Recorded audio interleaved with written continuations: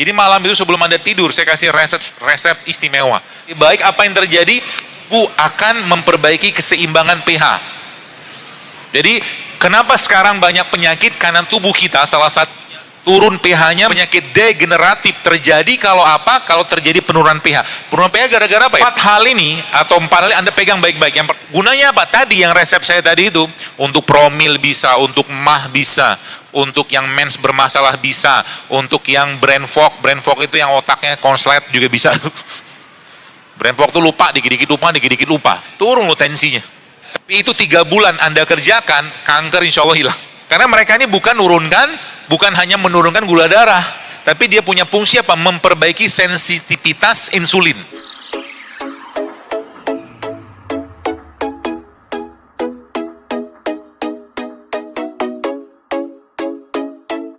Lebih gampang lagi buat sekalian, ini tempe, Anda blender sama madu atau kurma tadi. Itu akan jadi makanan yang sangat sehat buat pencernaan kita. Ya, kapan Anda bisa kasihkan? Terutama pagi hari atau menjelang tidur. Jadi tidur itu jujur aja, kalau saya sering tanya kapan waktu makan terbaik, ini makan terbaik itu kalau bisa sebelum matahari tenggelam jangan makan lagi, sesudah matahari tenggelam jangan banyak makan.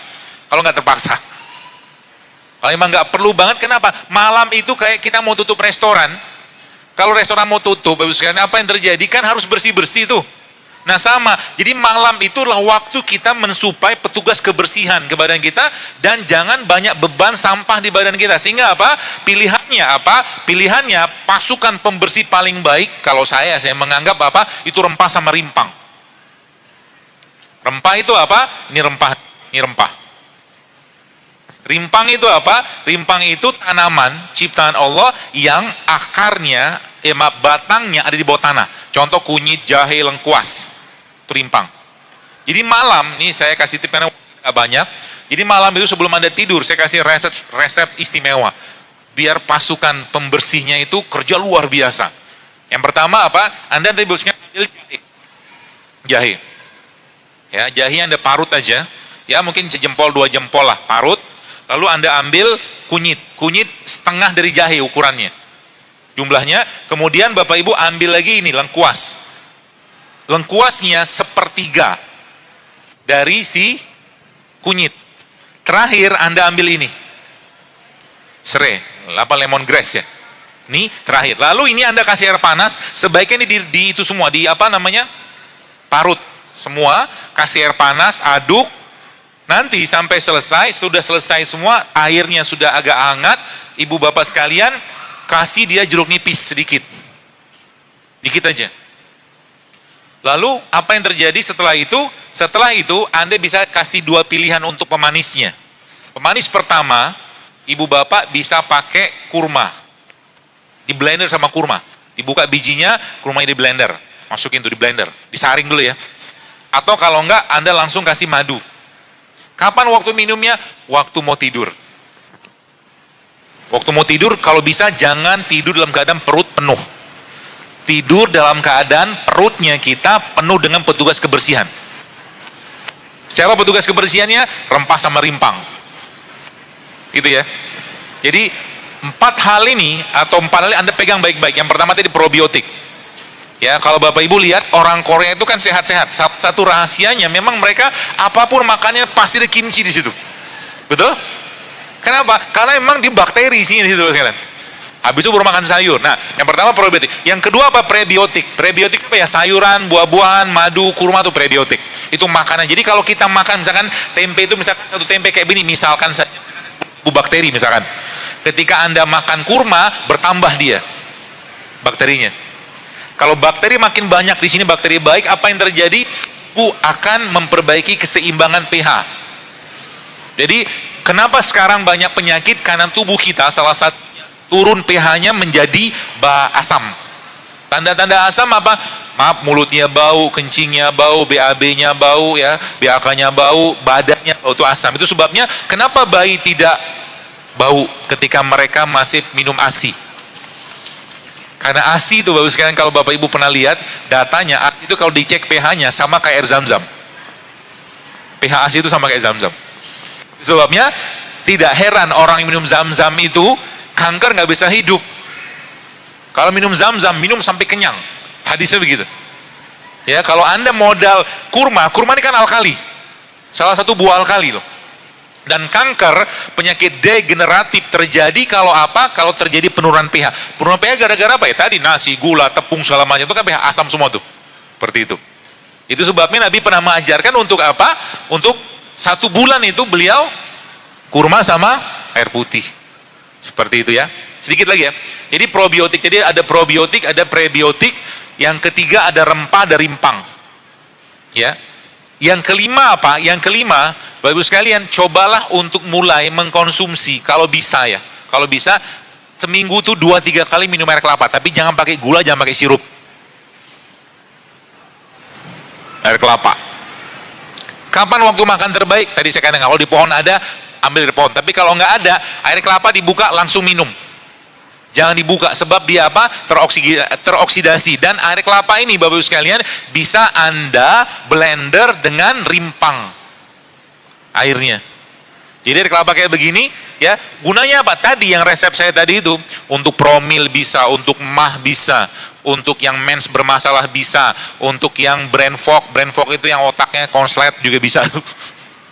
Brain fog tuh lupa, dikit-dikit lupa. Naruh jam tak tahu di mana, naruh kacamata tak tahu di mana. Nah itu otaknya konslet. Kenapa? Makannya dimakan nggak banyak lagi itunya, mineralnya gitu lah, seperti itu ya. Jadi air kelapa ini aja, subhanallah, modal ini 3 bulan 1 hari satu butir kayak begini, turun lo tensinya. Air kelapa, ya. Dan banyak kali bosnya yang kita bisa optimalkan ya. Jadi ada satu kata-kata yang ibu bapak sekarang itu bisa pakai ya. Ada kata-kata bunyi gini, let the food be your medicine and medicine is your food. Jadi kalau lagi makan, ini salah satu caranya saya. Kalau saya pas lagi bikin makan gitu kan, ibu bapak bisa bikin namanya rainbow salad. Rainbow salad itu apa? Buah atau sayuran dengan berbagai warna. Jadi kita lihat sebentar.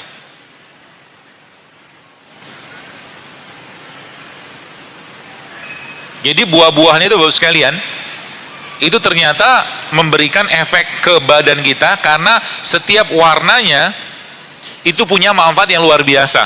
Jadi Allah menciptakan ada warna merah, ada warna kuning, ada warna ungu, ada warna orange, ada warna putih. Semua punya manfaat. Jadi bagaimana caranya Bapak Ibu bisa mendapatkan ini? Jadi Anda yang makan rainbow salad itu sebenarnya bukan cuma sekedar makan, tapi Anda sedang memperbaiki gen. Karena isi dari mereka itu asam amino. Jelas ya? Misalkan begini, terong, ya. Kalau misalkan nggak bisa makan yang mentah, nggak apa-apa, dikukus juga nggak apa-apa. Terong, kemudian Anda ambil lagi brokoli atau kembang kol kayak begini kan putih nih. Ada lagi wortel, ya. Apalagi ditambahkan brokoli kayak begini. Lalu sesimpel mungkin Anda bikin. Saya kalau biasa bikinnya cuma modal jeruk nipis, kemudian lada hitam, garam, sama sedikit madu. Dan kalau Anda mau tambahkan protein di mereka ini Anda bisa pakai dengan cara apa? Kasih kacang-kacangan seperti almond, pistachio, walnut gitu. Ada protein. Atau Anda masukkan tempe ke situ. Atau kalau enggak juga Anda bisa masukkan di situ alpukat. Mau tambah lagi di sini kan banyak kayak mungkin chia seed atau apa gitu Anda pakai. Lalu di situ Bapak sekalian supaya dapat karbo yang sehat atau asam aminonya, potong tuh, misalkan kurma dipotong, masukin situ juga bisa. Jadi proteinnya ada, lemaknya ada, karbo sehatnya ada, tapi itu 3 bulan Anda kerjakan, kanker insya Allah hilang. Luar biasa kan? Kenapa? Karena dari mereka inilah sebenarnya antioksidannya. Coba lihat tadaburnya. Dari antara tumbuhan, lagi habis. Dari antara tumbuhan dan hewan, Allah lebih ciptakan lebih banyak mana? Tumbuhan loh. Ya kan? Artinya apa? Memang manusia itu nggak perlu sering-sering tiap hari makan daging. Gitu loh. Dari semua warna ini coba lihat. Dari semua warna ini, Bapak sekalian coba lihat. Warna apa? Kan ada warna orange, ada warna ungu, ada warna putih. Dari semua warna yang paling banyak Allah ciptakan tumbuhan warna apa? Hijau. Coba lihat yang paling bawah itu hijau apa? Detox. Gitu loh. Itu kan tanda-tanda semua gitu kan. Jadi semakin kita oh ternyata maksudnya begini Allah menciptakan pare. Pare ini Bapak Ibu, Masya Allah penelitian coba baca. Saya punya seorang guru saya, guru herbal juga, dia dokter juga, itu dia cerita ibunya kena diabetes. hampir tiap hari yang dimakan tuh yang pahitan semua. Dan itu subhanallah akhirnya apa? Pankreasnya sekarang membaiknya luar biasa. Karena mereka ini bukan hanya menurunkan gula darah, tapi dia punya fungsi apa? Memperbaiki sensitivitas insulin. Ini pahitan ini. Maka kalau tadi ketika bicara tentang rainbow salad itu, ada warna merah, hijau, kuning, ungu, segala macam. Kalau bisa dalam satu mangkok Anda makan tadi itu juga punya 5 rasa. Ada manisnya, ada kecutnya, ada pedesnya. Pedesnya kita bisa ambil dari cabai atau black pepper. Apa yang terjadi? Yang terjadi tubuh kita dari atas ke bawah mendapatkan asupan yang benar. Simpel tapi bermakna. Tambah lagi dengan cara apa? Mulai sekarang, kalau saya saran untuk sekalian, cobalah mulai untuk tidak terlalu banyak makan, tapi makannya waktu lama. Berat, memang berat. Hidup sehat itu kayak orang bangun tahajud. Bangun tahajud berat nggak? Berat. Tapi wallahi saya katakan demi Allah, orang kalau nggak maksain bangun tahajud sampai mati juga bakal tahajud. Apalagi yang hobinya, dok saya mau cheating hari ini. Cheating tiap hari bukan cheating, doyan namanya. Jadi saya sekarang sampaikan sebenarnya untuk apa? Untuk sekalian lagi-lagi mari kita niatkan kepada Allah ya, untuk ini semua, dan Allah menciptakan ini semua, Masya Allah luar biasa. Perempuan, ibu-ibu pernah mikir nggak kenapa zaman sekarang anak perempuan kelas 4 SD sudah mens loh? Ya kan? Itu salah satu tanda penurunan tingkat pemikiran atau tingkat akal sehatnya, atau mungkin tingkat kematangan selnya umat Islam. Karena memang judulnya usia balik itu kan rata-rata 15 tahun dalam Islam loh. Ada tamyiz namanya. Tamyiz itu sebelum balik tapi dia sudah bisa mikir mana baik mana benar. Tapi kita lihat di Indonesia, saya nggak tahu, di Indonesia nggak tahu, tapi di Indonesia rata-rata 14, kelas 4 SD, kelas 5, bahkan kelas 3 udah mens loh. Anda tahu kenapa? Setiap makanan kayak begini, lihat ilmunya nih. Anda buka, Allah menciptakan pelindungnya. Ya, setiap sesuatu itu semakin berharga biasanya kalau pelindungnya semakin keras, kayak begini nih. Kan berharga banget. Maka Allah lindungi dia dengan seratnya, serabutnya segala macam. Ada juga, dok, bagaimana dengan duren? Mau tanya begitu kan? Baik, durian adalah ujian. Kenapa ujian? Kan dagingnya, boleh nggak makan durian? Boleh, cuman dagingnya jangan banyak-banyak karena gula kan. Justru malah Bapak Ibu nanti browsing itu di internet, lihat composition of durian seed. Anda ketemu isi durian atau biji durian itu asam amino loh. Jadi daripada makan durian banyak-banyak, mending makan bijinya banyak-banyak, lebih sehat.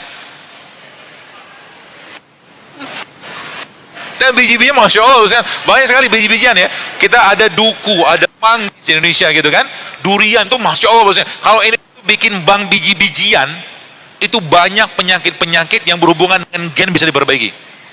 Bahkan kalau ibu bapak sekalian, sekarang gini, kita kan salah satu masalah kita adalah terlalu banyaknya konsumsi gluten, tepung. Padahal tepung itu kan, ini kan juga tepung sebenarnya. Bisa dibikin mie, tapi bukan dari mie terigu, tapi mie dari wortel, bisa. Orang tua kita zaman dulu mereka makan, dokter bilang makan gorengan, orang tua kita makan gorengan, enggak. Zaman dulu coba lihat, mungkin Pak Heru tuh di Jawa tuh kental banget tuh, pagi-pagi sarapannya orang tua kita apa? Rebus-rebusan. Mereka makan tepung enggak? Mereka makan tepung, tapi bukan tepung terigu, tapi tepungnya dari singkong. Beda nasib. Mereka pagi-pagi minumnya apa? Teh pahit, teh tawar, kopi pahit, bukan teh manis kayak kita zaman sekarang. Dan Bapak Ibu baca penelitiannya, gula pasir itu 8 kali lipat kecanduannya dibanding kokain. Pasir. Saya katakan, kalau ada orang tiba-tiba pengen makan yang manis-manis, jangan diteruskan niat tadi dengan makan yang gula-gulaan. Kalau mau apa? Cari manis di sini, di buah-buahan. Contoh, berarti kami nggak boleh minum kopi pakai manis-manisan. Kalau tetap pengen manis ya madu kan bisa, gula aren bisa, gula singkong bisa, gula kelapa bisa. Atau kalau nggak minumnya kopi pahit, makan kurma kan manis juga. Betul kan? Sehingga nanti apa? Kalau nggak banyak air atau gula yang masuk ke badan kita, tubuh dia kan itu ya nggak terlalu kalau bahasa itu kayak addicted gitu, kecanduan. Ya. Kalau sudah ada perintah dari dia untuk makan tertentu, berarti konslet otak. Terutama makanan nggak sehat. Kalau boleh saya katakan harus dilawan. Dan ini Bapak sekalian perginya kemana? Sebenarnya kalau ini kita bahas lebih detail lagi, ini sampai ke masalah epigenetik. Jadi sekarang kalau kita tidak perbaiki ini semua, gen-gen khususnya anak Indonesia depan nanti adalah gen-gen yang cacat kebagian besar. Nauzubillah min dzalik. Kenapa? Satu kurma yang kita makan kayak begini akan menjadi bagian dari gen kita. Kalau tiap hari anak-anak kita sekarang penuh dengan fast food, penuh dengan garam, penuh dengan gula, penuh dengan tepung, dan penuh dengan produk yang nggak sehat lainnya, artinya apa? Coding mereka, di gen mereka pasti akan bermasalah. Kalau coding bermasalah, otomatis apa? Waktu lahirnya pasti akan bermasalah. Jadi, yang saya bicarakan di sini sebenarnya bukan makanan, tapi peradaban ke depan. Kalau kita nggak bergerak sekarang, saya nggak membayangkan sekarang Indonesia 15 tahun sudah diabetes banyak. 20 tahun sudah penyakit jantung, stroke, sudah banyak sekali. Kenapa? Gak bisa kontrol makan. Dan kita 350 tahun kita dijajah Belanda, yang diambil apa? Rempah. Padahal di situ obatnya semua. Bapak Ibu sekalian, modal ini aja, Masya Allah, ada ibu-ibu pernah cerita, dok, suami saya ubannya sudah mulai menghilang gara-gara minum ketumbar. Modal ketumbar doang. Tapi catatannya apa? Jangan makan makanan yang bisa menghilangkan atau membuat elektronnya misah. Semua makanan teroksidasi pasti bikin pisah elektron. Kita sebut dengan radikal bebas dulu. Maka radikal bebas obatnya apa? Antioksidan. Maka saya katakan sekali lagi, kalau Anda ketemu dengan buah, habis dikupas kulitnya langsung makan. Itu waktu terbaiknya. Kapan lebih baik lagi? Habis dipetik dari pohon. Itu waktu terbaiknya. Dan yang terjadi apa? Kalau kita lihat, Bapak Ibu yang di depan Anda itu kan ada apel tuh. Apel itu kalau dibuka, kulitnya dibuka, lama-lama kan coklat dagingnya. Kulit kita juga sama. Semakin tidak banyak antioksidan yang masuk ke perut, maka tampak kusam di kulit. Jadi kalau sekarang heboh-hebohan glowing-glowingan dengan produk-produk glowing itu, sebenarnya solusinya gampang. Makan produk yang tinggi antioksidan, di dalam puasa, olahraga, ketemu matahari, makan vitamin, makan mineral dari sayur, buah segala macam, dari rempah-rimpang probiotik tadi. Makanya wajah kita itu, kalau saya ngelihat orang, dari wajah kelihatan masalah penyakitnya sedikit banyak. Bahkan mau mati aja sih tahu. Tapi tahu mati kapan saya nggak tahu. Mau mati tahu. Ini orang nggak lama nih mati sebenarnya.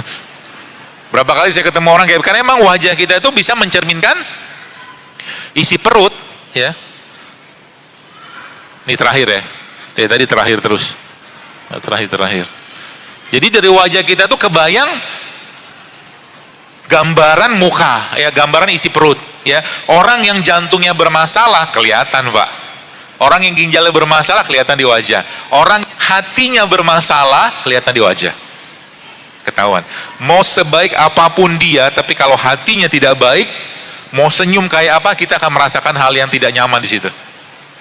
Itu dahsyatnya hati itu. Itu sebabnya ibu-ibu kalau Anda lagi kangen dengan anak Anda, nggak usah ngomong anak itu, tiba-tiba kontak aja tuh. Hati itu begitu. Apalagi dengan Tuhan. Itu sebabnya, apa ini yang penutupnya? Apa obatnya hati? Ini penutupnya. Apa obatnya hati? Baik, ini kisah terakhirnya. Oh, sebelum itu saya mau ceritain dulu. Jadi kalau nanti di rumah ibu-ibu mau bikin sambal, ya, sambelnya gampang nanti. Anda ambil cabai rawit, cabai rawit, bawang putih, kasih garam, terus kasih kurma sebagai pemanisnya. Nanti tempenya Pak Heru penyet-penyet pakai itu, enaknya minta ampun, sehatnya minta ampun. Kebayang ya? Bawang putih, kurma. Sebenarnya saya mau bikinin, tapi sudah mau di stop sama pembicara sama MC. Bikin cabai rawit, bawang putih, kurma, ya, cabai rawit seseleranya aja supaya jangan terlalu pedas. Nanti diulek semua di situ, hancurin kurma di situ, dan hancurin juga tempenya di situ. Lalu ini tadi sambal tadi Anda obok-obokin, campurin sama nasi coklat. Itu the best, Pak. Protein dapat, mineral dapat, probiotik dapat, prebiotik dapat. Masya Allah, luar biasa itu, ya. Dan terakhir, Kalau tadi saya katakan bahwa kolbu itu ada makanannya, ya. Makanan terbaik kolbu itu apa? Kebaikan. Kebaikan. Jadi pertanyaan begini, kurma ini makanan sehat. Kalau saya makan kurma ini, insya Allah saya sehat, insya Allah, biiznillah. Saya pertanyaannya, bagaimana kurma ini bisa menjadi makanan buat kolbu saya? Jawabannya apa? Saya makan kurmanya 1, 2, 3 butir, lalu sisanya saya kasih ke orang lain. Itulah makan buat kolbu saya. Kebayang ya? Semakin banyak Anda mengerjakan itu, semakin sehat dirinya. Artinya apa? Kalau lagi baper, lagi bad mood, lagi bete, nggak jelas, find somebody else outside, help them, ya, service them. Itu obatnya buat kita. Dari sisi kita pribadi, apa yang kita perbaiki, yang kita bisa kasih asupan dia paling baik adalah Al-Quran. Sehingga apa? Jangan pernah terlewatkan dalam satu hari lembaran kehidupan atau timeline Anda tidak membaca Al-Quran. Jangan, Bu. Satu kali diterlewatkan, maka tidak akan bisa terulang. Suatu hari kelak, ya, kita semua pernah berdosa. Step awal kita merasa kita dulu pendosa. Lalu next step berikutnya kita mulai mengerjakan amal kebaikan. Step berikutnya lagi kita mulai menyesal terlalu banyak masa-masa kita tidak berbuat baik. Dosa sudah tidak, tapi kita menyesal karena apa? Karena kita dulu banyak melewatkan kesempatan-kesempatan untuk berbuat baik.